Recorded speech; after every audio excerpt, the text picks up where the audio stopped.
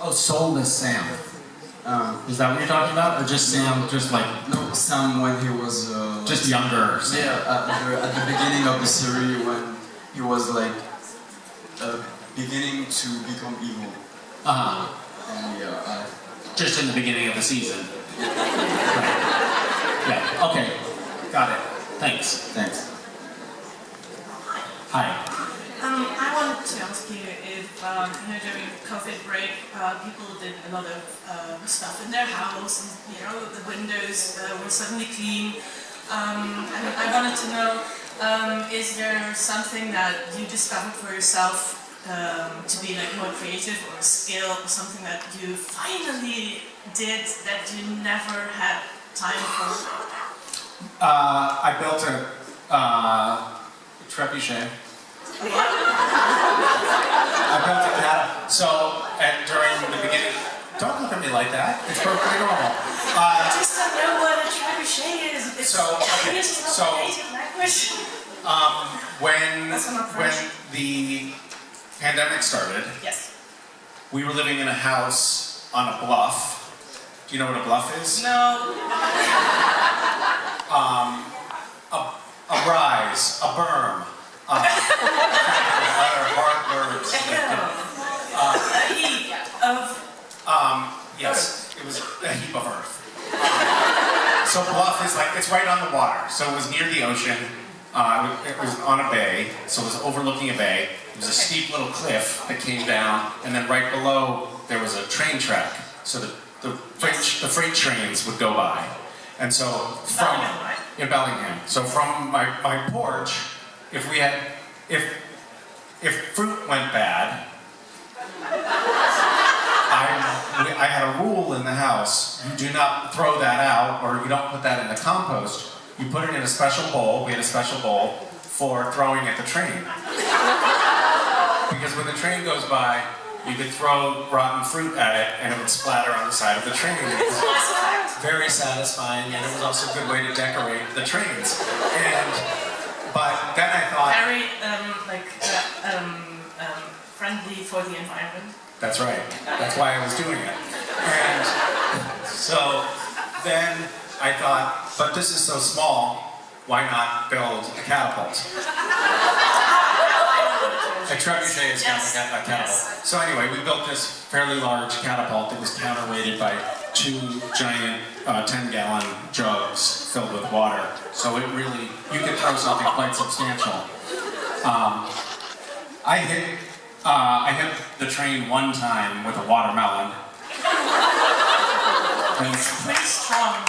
Yeah. Watermelon. But it was, no, it splattered. It was good. Yeah. Anyway, that's what I did with my pandemic.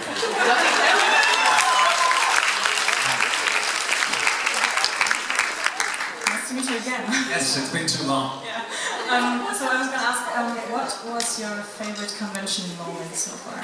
And if it's too much to choose from, maybe your favorite JIB moment so far. Favorite JIB moment this weekend or ever? You're talking about ever? Yeah. I don't know. I think there were a few moments. Jensen and I have had fun at panels here.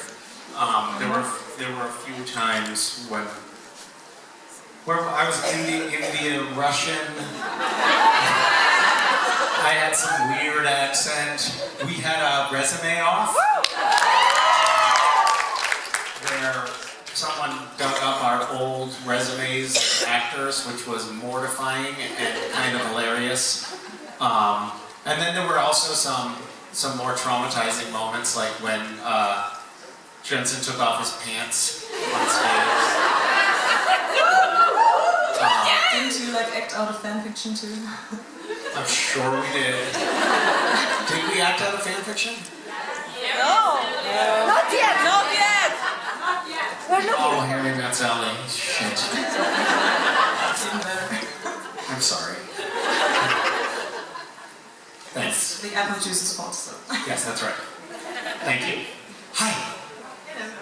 I have a question about Bridgewater. I'm a huge fan of Lauren Chitlins, and so I was wondering how it is to work with her. Do you get to actually work with her directly? No, she doesn't. She won't speak to the actors. Lauren Chitlin.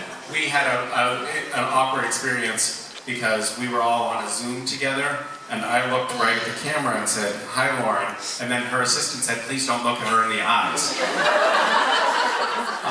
She's very difficult. I hear Yeah, something. yeah. Okay. She's wonderful, and she was so.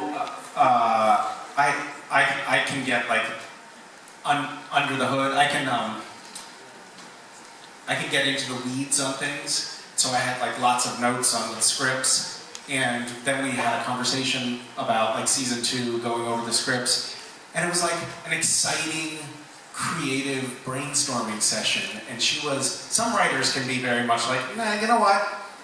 It's set. And she was like, "Oh, great idea." And like we had this like playful, creative interplay. And she's been so gracious about everything, and she's almost got, it seems like she has no ego, which is a remarkable trait. It's like, she's just happy for it to be out in the world, and I think she's a great writer. She's very talented. We had a moment when it looked like they were going to turn Bridgewater into a TV show, and I was like, "But Lauren has to be the writer," because she's like, "Oh, I don't know, I haven't written for television." I was like, "You're a better television writer than most television writers." So, I think she's a great writer. She writes great dialogue and created a great arc for the seasons. You know, there's a reason it won Best Fiction Podcast last year. But I will pass on the message to her that she should more specifically describe the scenery for people. There are trees. They look just like the trees in Supernatural. We could just have a narrator in the background, the scenery narrator. Just whispering behind the valleys. Imagine, as you listen to this, imagine that there are some dark pine trees in the background with fog hanging over them. And in the distance you can see a 1967 Chevy Impala. Okay, I've been getting this hand motion from the wings for some time. The people that are giving the gesture are starting to look tired, so I'm going to leave now. Bye.